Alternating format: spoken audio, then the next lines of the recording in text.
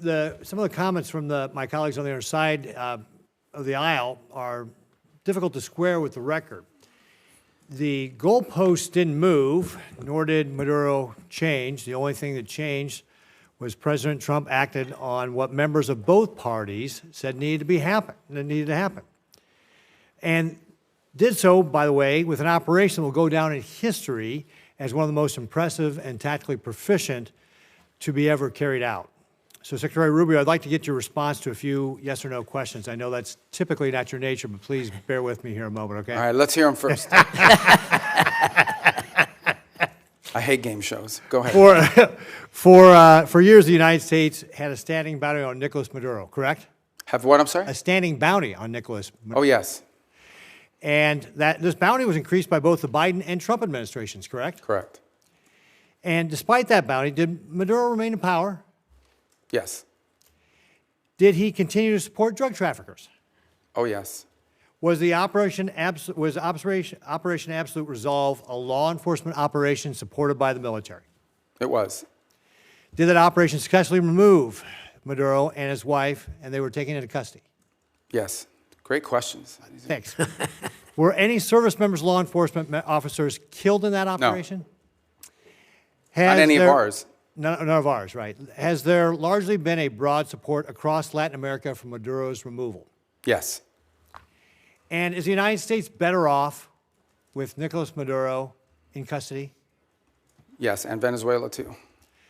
Right.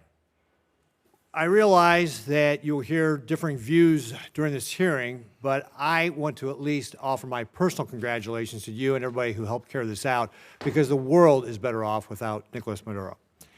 A few weeks ago, you briefed the Senate on your three-phase plan. You've been talking about it here today on stabilization, recovery, and the transition in Venezuela.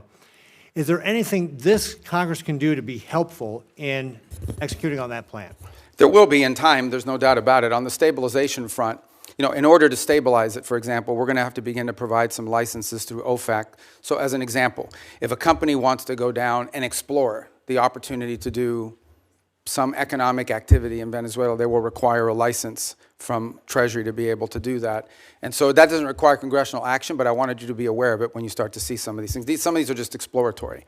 The second is, I think in time, look, Venezuela is a very wealthy country. This is not a country that's going to require money from the United States to rebuild, to stabilize, to transition. It really isn't. It has the ability to be, and it has been historically, the wealthiest country in the Western in Latin and South America, in many cases. The problem is that the wealth of the country was being stolen. And so part of both the recovery and the transition phase is ensuring that you leave in place a prosperous, free, democratic, allied with the United States and friendly, but also prosperous Venezuela, where the resources of the country are being utilized responsibly and to the benefit of the people and their economy.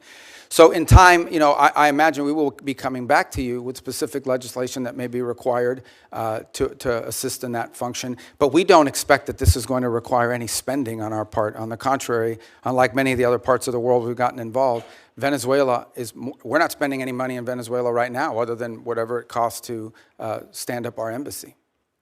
Let me switch gears on you a little bit. One of the common criticisms after Maduro's capture was that this would incentivize Communist China to take similar actions in Taiwan. In my opinion, this couldn't be further from the truth. For starters, Communist China doesn't care about international law or norms. They've demonstrated that repeatedly. Just ask the Philippines. Nor does it believe in international law, even applies to Taiwan.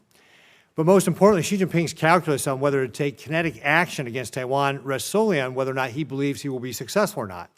In this sense, the tactical proficiency displayed during Operation Absolute Resolve may have actually given Xi more pause to take than in taking action in Taiwan. Because despite its massive military buildup, the PLA continues to lack the experience so clearly on display that the United States demonstrated in Maduro's capture. And the PLA leaders that do have combat experience, like General Zhang, just got purged, or at least one of them did. So, Secretary Rubio, do you believe that the operation to take Maduro into custody will have any impact on Communist China's actions or intentions toward Taiwan? No. Look, the situation on Taiwan is a G legacy project that he's made very clear that that's what he intends to do. And that's going to be irrespective of anything that happens in the world. Your point, though, is well taken, and that is the U.S. in conducting this operation, I think, was certainly startling to China, to Russia, to Iran, to any adversary around the world, because the U.S. is the only country in the world that could have done this operation. Mr. Chairman, if I could just real briefly, I just mentioned General Zhang getting purged here. He was obviously a very important official in China. Can you share with us just your assessment on what that means, that she just purged one of these? Well, this is, I think, part of a pattern we've seen over the last few years, which is a purge of leaders in their military. They're spending a lot of money on their military, and obviously some of these guys are stealing that money, and they're trying to address that. So it's an issue internally in their system. They're obviously not sharing with us or talking to us in depth about any of that, but it's certainly something we watch with interest. Okay.